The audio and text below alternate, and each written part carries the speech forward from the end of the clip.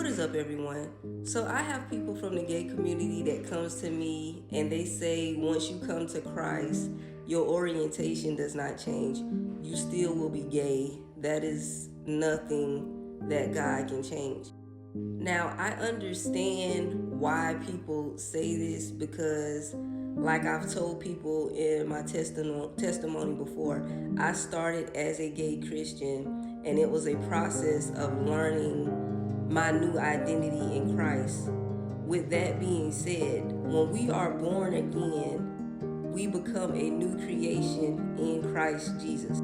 So that means we no longer identify with our sinful nature, whether that be feelings, temptation, your orientation. Our identity now becomes rooted in Christ.